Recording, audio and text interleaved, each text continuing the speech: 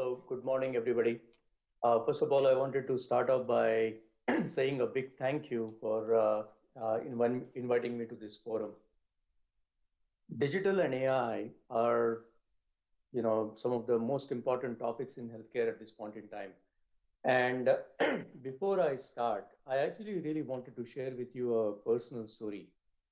My elder daughter is a doctor in India, and she has been posted in emergency for the past 15, 20 days. And in fact, it has almost been impossible to even get hold of her. She's been going to the hospital, to the emergency every day around 8 o'clock in the morning, and she's there till about 2 a.m. And I happened to talk to her last week after, after a lot of tries. And she said to me, Dad, the situation is so bad. There are just so many patients coming in. One of the biggest challenges we have is to decide which patients do, do we need to prioritize and who needs attention immediately. And I think that really summarizes to me the challenges that we have at this point in time. I think the good news here is that together we can actually use digital and AI to really help solve some of these pressing issues and challenges that the frontline healthcare workers are facing globally. If even if you look at the pre-pandemic era, and when we talk to a number of customers globally from GE Healthcare, some very large health institutions and healthcare providers, some smaller outpatient clinics, some mid-size, providers, and so on and so forth. And we actually talked to a number of clinics across the globe. There is a pretty consistent theme in some of the challenges that are there in healthcare, even in the pre-pandemic stage. The first one of them is access. More than half the population in the world does not have access to basic healthcare. Second is productivity. And I think this is best put in context if you really look at the amount of money that is spent in healthcare at this point in time, roughly $8 trillion globally. $3 trillion is in the US itself. But if you look at the US, out of the $3 trillion, almost $1 trillion, is wasted at this point in time because of various reasons, predominantly related to errors and inefficiencies in the health systems. While so much money is being spent and so much of technology is being developed, still, if you talk to the clinicians, 78% of the clinicians are reporting fatigue, tiredness, and essentially burnout. And then when you look at the patients, there are 2.6 million deaths reported worldwide, which are related to errors in diagnosis and errors in treatment. Now that's pre-pandemic, but and then basically the pandemic struck last year, and that's actually creating a significant amount of change in the way healthcare delivery is done globally. I think the best way to summarize that is virtualization of healthcare, large-scale distribution of the care delivery model, and use of technology, data, and AI in a very significant way. In fact, some of the changes that have been done literally within weeks of the pandemic striking in the US and other parts of the globe would have normally taken 3 to 4 years or even longer in the way healthcare operates. But I think those are some of the pressing problems. Now, if you really think about these problems, and the way to solve that and how AI and digital can really help us, to solve some of these problems, you'll realize that one of the foundations of this, the infrastructure that is required, is really the data, which is the data related to the patient. However, there is a significant challenge with the data itself. There is a lot of data today related to a patient. There are the medical records, in the EHRs. There are lab information systems, which has a significant amount of information, lots of imaging data, genomic information more and more, becoming available for patients. The examination information recorded in the EHRs most of the time, the payer and the billing information, the pharmacy and the prescriptions, right? More and more remote monitoring information coming from wearable devices and patients at home, and so on and so forth. So there is a significant. I mean, there's also a lot of information available, through social media. A lot of this information, though, is highly fragmented, and that's a major challenge. So if you really look at a patient at this point in time and all this information that's available, one of the basic challenges here is that this information is highly fragmented, and that results in applications being developed or workflows being developed, which tend to get very siloed and very fragmented themselves. So yes, there is a lot of information available, but fundamentally, there are changes required so that we can actually aggregate this information together in a way that can be then effectively utilized, for creating applications, for creating models, for creating workflows, so that we can address some of the challenges related to access or better diagnosis, better outcomes for patients, and so on and so forth. Now that requires us to take a very platform-oriented approach to this particular problem, because one thing you'll realize very quickly is that we need to bring this information together.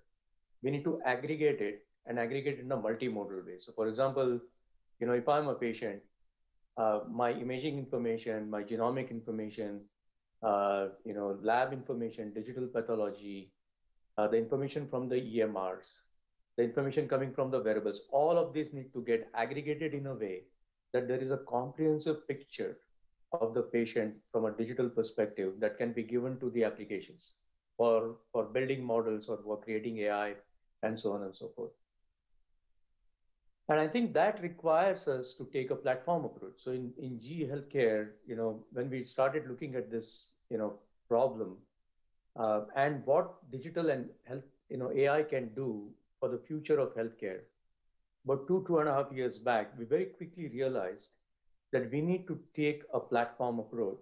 And I wanted to talk to you a little bit about what that platform is. We call this the Edison platform. But essentially, the platform has three major elements. The first element is that of connectivity. We are connecting, all the devices in the health ecosystem, the CTs, the MRs, the X-rays, the mammo machines, the lab information systems, anesthesia machines, ventilators, bedside monitors, and so on and so forth, so that we can ingest all the data that can come from these devices.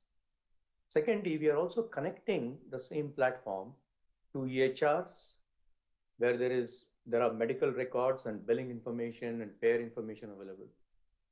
We are connecting it to imaging, systems like the VNA or the PACS systems that is used in the radiology department. We are also connecting the same platform to devices that are producing genomic information, or to labs for digital pathology information and such, right? The whole idea is that we should be able to first create a connectivity so that we can pull in all the information together. The second aspect of this platform is data aggregation. As I said, one of the foundations, for creating solutions from a digital perspective is our ability to actually aggregate information so that we can get a comprehensive view of the patient, as well as we can create cohorts of information. So large health systems have data for millions and millions of patients.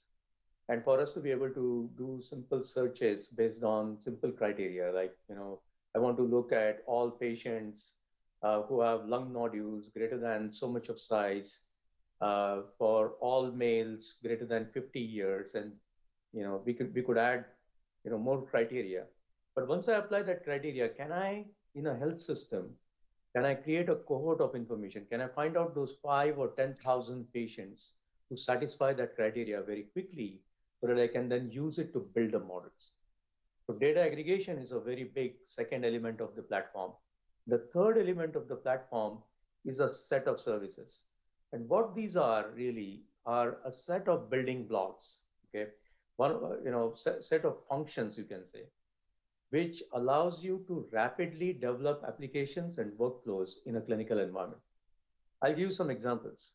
Now, once you have the data available, you need to be able to create a AI model, right?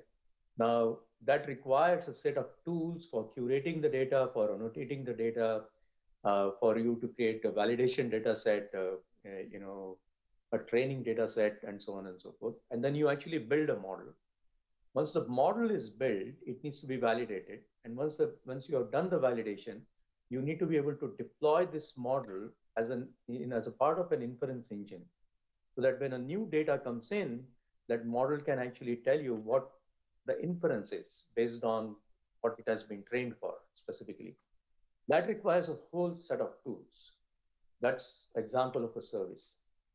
Once the model runs, it produces an output, right? It produces an inference, and sometimes that inference needs to be visualized.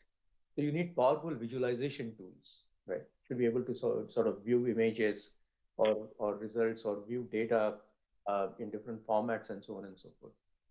So advanced visualization tools is a second example of this service. Third is, when you want to build a model, you need multimodality data, as I said earlier.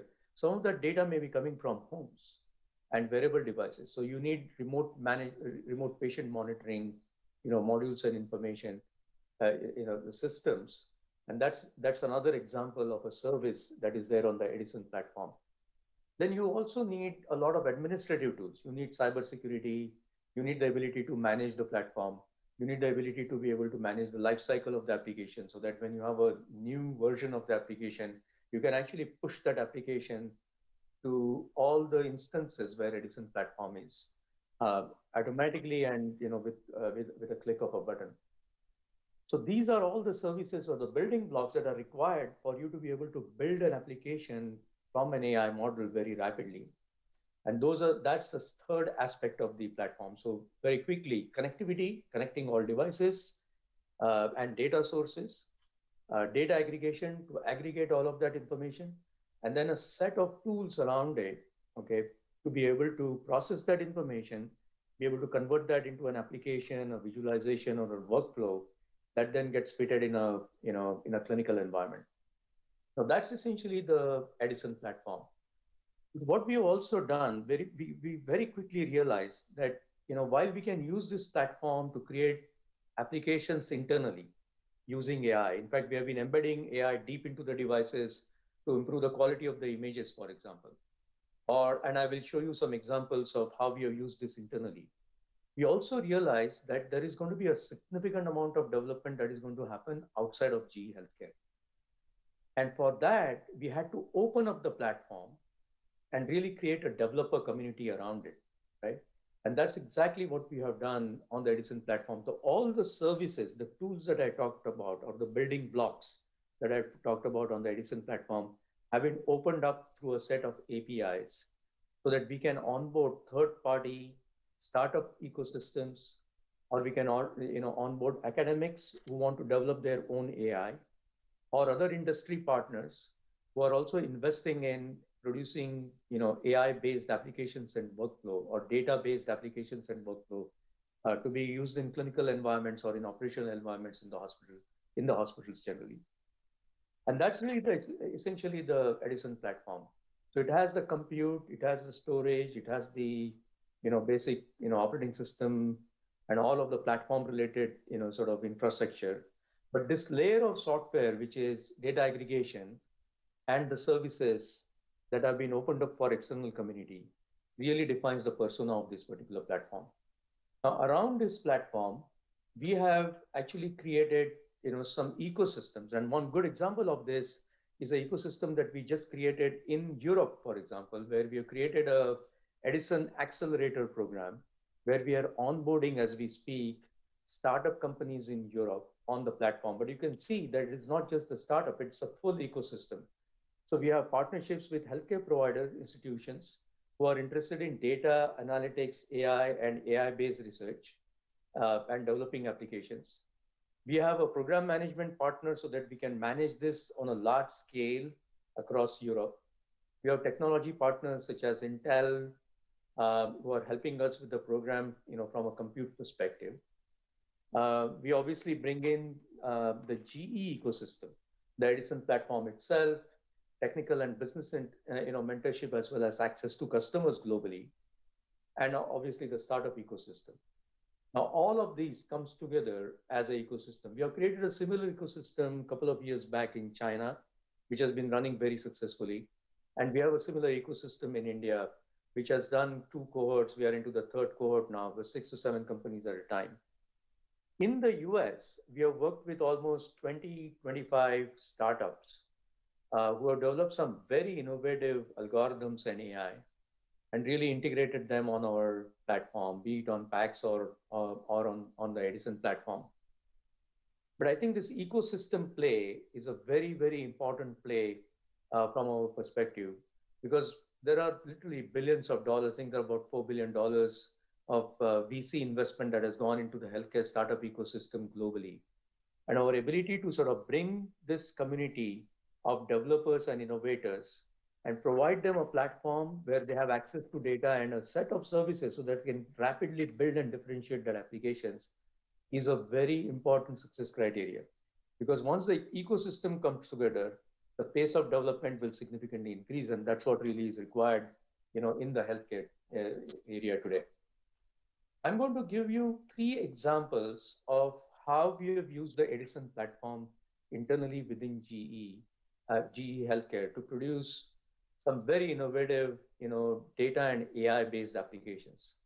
The first one of them is a critical care suite.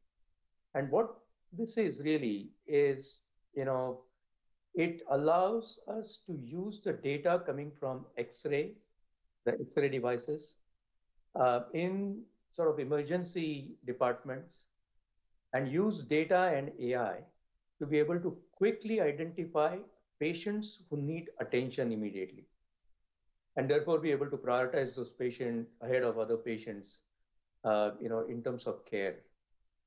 There are 2 applications here. The first one is detection of a pneumothorax. And for those of you who are not necessarily from the healthcare field, a pneumothorax is nothing but a condition of a collapsed lung. Okay, it could happen because of many reasons, and you can imagine in this era where there is, where we are dealing with the pandemic and COVID, this is a condition that can be seen in patients very often who are suffering from lung-related, sort of disorders. In an emergency environment, it is very important for us to be able to detect a collapsed lung very, very quickly and prioritize that patient, because essentially, if the patient has a collapsed lung, it can be fatal, and the patient needs to be sort of attended to very quickly. Now, what this algorithm does is that it takes the X-ray as soon as the X-ray is taken, the chest X-ray, and it runs to a model to detect a collapsed lung. And if there is a condition of a collapsed lung, it flags it and it alerts the technician immediately, saying that this patient is in a critical state and needs attention. And then from there on, you can actually build this into the workflow, so that the radiologist and the pulmonologist and everybody else can get alerted, so that that patient gets attended to very quickly. This is an FDA-approved algorithm, and we have actually already deployed it, worldwide. The second one is also equally important, which is basically detection of a wrong placement of a ET tube, right? This is also a very critical condition, because in an emergency environment, when you are actually introducing a tube, for say feeding, if that tube is not inserted properly, it can actually get wrongly inserted in lungs, for example. That, as you can imagine, can be fatal for a patient. Now, the procedure is that when you insert the tube, you're supposed to take an X-ray. And when you take the X-ray, you can run it through the algorithm. It will tell you exactly whether the tube is placed correctly or not. If the tube is not placed correctly, it will give an immediate alert saying that there is a problem with the tube placement. Now, as you can imagine, this can be life-saving for patients, because we need to be able to sort of detect this very, very quickly. The second example here is monitoring patients in ICU. The product is called Mural. And this is also being our ability to monitor patients in the ICU, but monitor them remotely. So both of these are possible. This again uses data from the entire health system, including the bedside monitors. And it essentially allows us to prioritize patients as well as track what protocol the clinician is using to treat the patient. So first, patients who are critical get prioritized. They get attention immediately from the nurses and the doctors because of the, because they show up on the screen or they show up on the phone, as requiring attention. And as you can see, you can actually visualize a lot of information for a given patient, including the video and so on and so forth. It also tracks, what has been done with this particular patient, so that the hospital then set right procedures or optimized procedures going forward. And that's the second product. Again, very very effective in the clinical environment. We have reports of many lives being saved because of alerts that have come in a very timely fashion. The third one is something that you are probably aware of. We had presented this a couple of years back. It's our command center product. Unlike the first two, which are in the clinical environment, the third one is actually an operational environment. This is about operational optimization of the operational processes within a health system. You can see the examples here is reducing the wait times for the patients, right? We take in feeds from different departments, different data feeds from different departments. We collate them, we analyze and put data analytics and AI so that we can actually predict the patient wait time and help the hospital to reduce that wait time. Similarly, reducing the length of stay. There are many reports, available where when the doctor says discharge this patient, from that point, it takes few hours, sometimes even a couple of days, for the patient to actually exit the hospital, because number of other administrative procedures within the hospital ecosystem have to come together for that patient to be able to go out, including the payer interface. Some lab information may not be available, some reports may still not be signed by the doctors, and so on and so forth.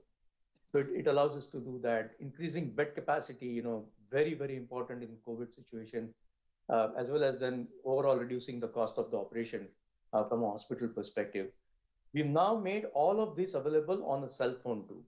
So while this can be big dashboards in clinical environments, all of this information is also available to the clinical administrators as well as to the clinicians, so that they can act on the information very, very quickly and optimize the operations.